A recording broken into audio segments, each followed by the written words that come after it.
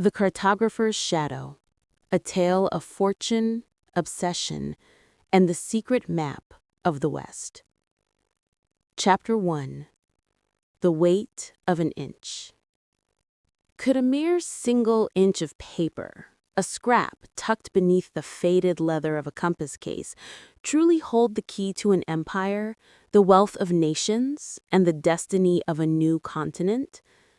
Could it inspire a murder, launch a perilous expedition, and pit the ambitions of Thomas Jefferson against the ghosts of a French king?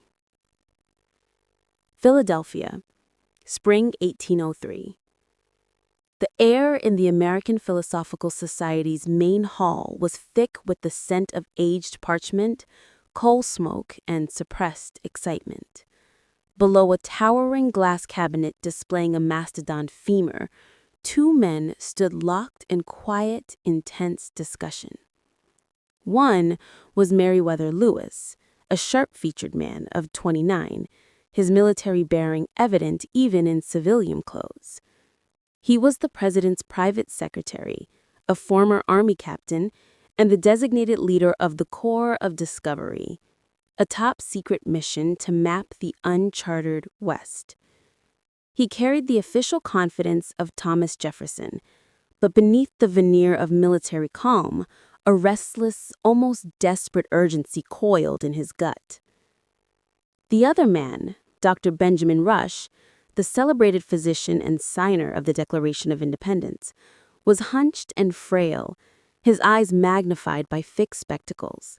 He looked less like a revolutionary sage and more like an anxious raven. He traced the lines of a massive rolled-up map with a trembling finger.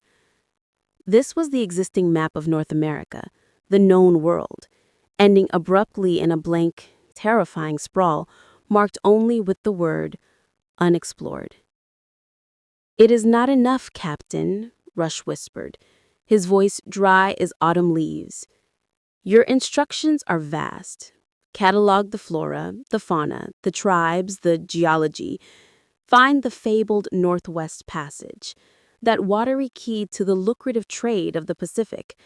But all of that, Meriwether, all of it, hinges on getting you past the first mountain range, and none of these latest French surveys are sufficient." Lewis ran a practiced hand over the map's edge, a small involuntary shiver passing over him. The map was a tapestry of hope and ignorance. The American claims were a bold, idealistic line drawn in the sand, while everything west of the Mississippi was either Spanish territory or the enormous, freshly acquired, and utterly unknown Louisiana Purchase. President Jefferson believes the Mandan villages are a good initial target, Doctor. He is certain we can navigate the Missouri up to the Continental Divide, portage to a tributary of the Columbia, and descend to the Pacific, Lewis said, reciting the official doctrine. It sounded logical, clean, and utterly impossible. They were proposing to cross a wilderness 5 times the size of France, based on little more than rumor and hope. Rush leaned in closer, his breath smelling faintly of laudanum. He straightened up suddenly, glancing around the empty hall with a paranoia that was unsettling. "Do you recall the Vendrier expedition, the French Canadians? They were the last Europeans to push that deep into the upper Missouri in the 1740s. Their journals are fragmentary, their maps lost to the collapse of the French Empire." "I've studied every scrap of information available, Doctor. They got close, but never confirmed the passage." "No, they did not confirm it," Rush said, his voice dropping to a near inaudible rasp. "But they drew it." Lewis's eyes narrowed. This was not in the official briefing. "Dr. Rush, you speak in riddles." Rush didn't answer right away. He reached into his coat and produced a small silver filigreed case, an old navigational compass, clearly French in origin, its glass crystal cracked. Lewis took the compass. It felt ancient, heavy with history. As he turned it over, the leather lining inside, which held the directional card in place, felt oddly loose. With the small knife he carried for trimming quills, he gently pried up the thin leather. Tucked beneath the lining, barely the thickness of a banknote, was a sliver of oiled paper. It was about 1 inch high and 4 inches long, exquisitely detailed, drawn with fine black ink that had faded to sepia. It wasn't a full map, but a cross-section, a profile view of a high mountain range. More astonishing than the scale was the detail. This was not the speculative guesswork of contemporary maps. The peaks were distinct, labeled in an archaic looping French script, but what truly snatched the air from Lewis's lungs was the central feature, a gap. A narrow, steep-sided valley cut between two monstrous peaks. Running through this gap, drawn with a confidence that defied the geography, was a single, winding line of blue ink, labeled simply Le Détroit des Pacifiques. The Straits of the Pacific. The priest was a meticulous observer, Rush murmured, watching Lewis's face blanch. He was convinced that one particular tributary of the Missouri, which he named the River of the Three Forks, came so close to a westward flowing river in this gap that the portage would be a matter of mere miles, perhaps a day's walk, the true, practical, navigable Northwest Passage. Lewis held the small scrap of oiled paper as if it were a burning coal. The official journey was a desperate gamble. This scrap, if authentic, was a blueprint. It didn't just show a possibility, it showed a way. Why was this never made public? Lewis demanded, his voice hoarse. Why hide such a monumental discovery? Because, Rush said, his voice returning to that chilling conspiratorial whisper, the Vendrier Party was funded by King Louis XV. A French Northwest Passage was not meant to enrich the British, the Spanish, or the fledgling Americans. It was a secret weapon, meant to be activated when the French could properly secure the territory. When the priest tried to smuggle the full map's notes out to Amsterdam, he was intercepted by a royal agent near Quebec. His notes were burned, but he'd hit this crucial inch of the profile inside his compass, trusting it to a colleague, who in turn passed it to me during the War for Independence. Lewis stared at the profile. The peaks were too distinct, the details too specific to be pure fiction. It had the terrible ring of truth. This wasn't just a potential shortcut. It was the exact, finite point where the dream of a continuous American empire met the geographical reality of the Rocky Mountains. The weight of that single inch of oiled paper felt heavier than the entire continent it described. "Keep it hidden, Captain," Rush commanded, his eyes blazing with the final, desperate plea. "Do not write about it in your journals. Do not speak it to Clark or even to Jefferson unless you have confirmed the passage. There are still agents of European powers in this country, spies, who would kill to prevent America from controlling the trade routes to Asia. The entire purpose of your expedition has just narrowed to finding what this priest drew, the Gap of Moreau. If you find it, you claim the continent. If you fail, the secret dies with you." Lewis carefully slipped the scrap back under the loose leather of the compass lid. He had embarked on a journey of discovery. He now realized he was also embarked on a journey of espionage, holding the literal blueprint for American dominance. He had gone from being a patriotic explorer to a carrier of state secrets and a target. As he left the Philosophical Society, the bustle of Philadelphia felt distant and irrelevant. His eyes were already fixed west on the formidable, terrifying, and now perhaps conquerable peaks drawn on 1 inch of faded paper. He had a destination. Now he just had to survive the journey. Chapter 2. The Silent Partnership. Meriwether Lewis walked the familiar few blocks from the Philosophical Hall toward the president's house. But the city had fundamentally changed. Philadelphia, usually a comforting grid of Enlightenment-era ambition and orderly commerce, now felt like a labyrinth designed to expose secrets. Every carriage wheel, every whispered conversation seemed to carry the potential for surveillance. The inch of oiled paper, now secured within the lining of his compass, was a bomb waiting to detonate the geopolitics of the continent. He knew he couldn't proceed according to the public official plan. The instructions laid out by President Jefferson to methodically explore every fork of the Missouri, seeking the best possible portage, were designed for an explorer seeking a route. Lewis was now an operative seeking the route. His first necessary act was deception, starting with his most trusted partner. That evening, in the warm glow of oil lamps, Lewis sat across from William Clark in a small rented room near the docks of the Schuylkill River. Clark, 4 years Lewis's senior, was a man of powerful build and quiet competence, with a shock of red hair and a disposition grounded in practical experience. They had been friends since their service in the Frontier Army, a bond forged in shared hardship and mutual respect.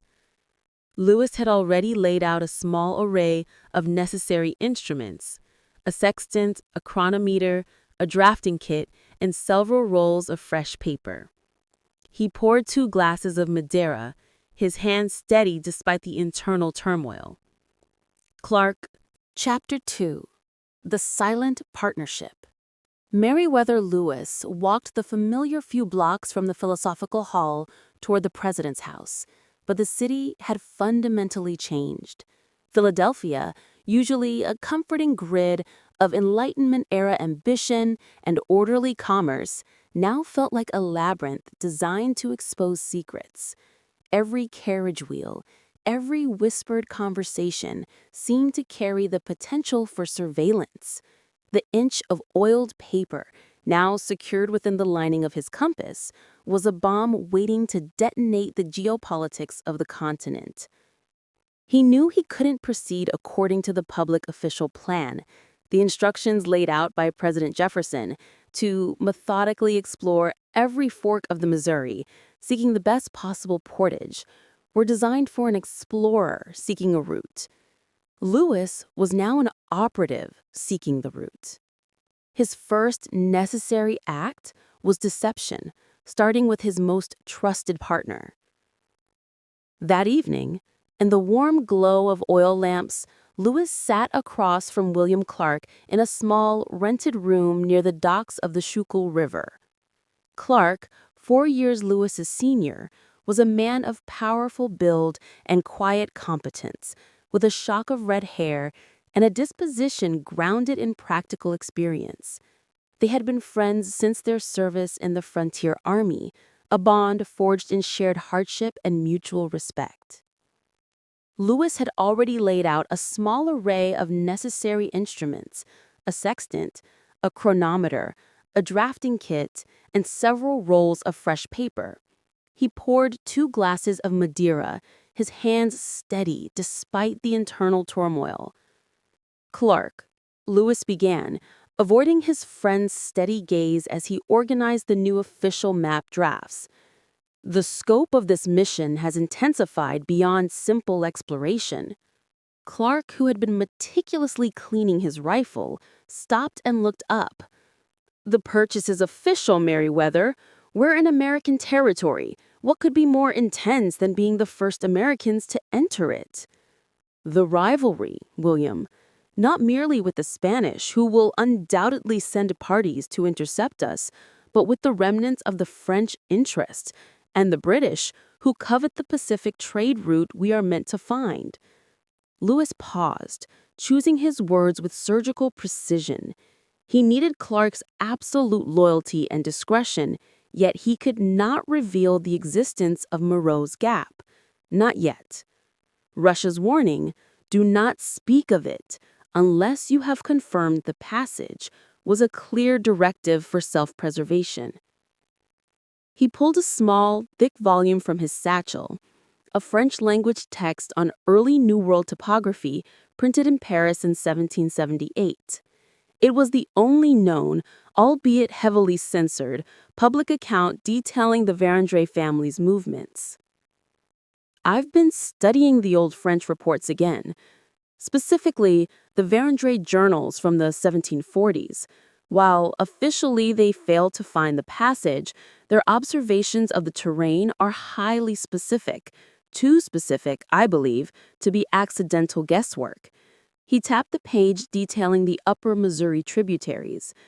They noted a remarkable convergence of waters near the Continental Divide, a geological anomaly that suggests a highly localized, easy portage. Clark leaned closer, his interest piqued. Clark was a skilled natural historian and surveyor, keenly attuned to geographical details. A pinch point, then, where the headwaters nearly touch. Precisely, Lewis confirmed, feeling the immense relief of partial truth. This journey cannot be a fishing expedition, William.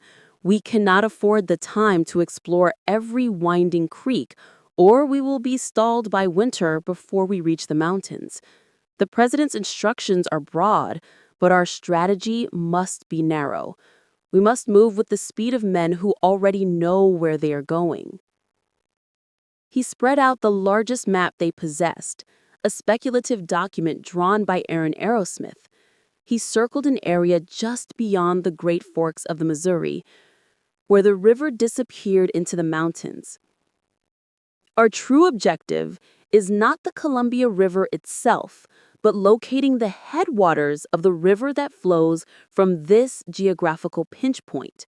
If the French were right, it will lead us straight to the most practical portage ever envisioned.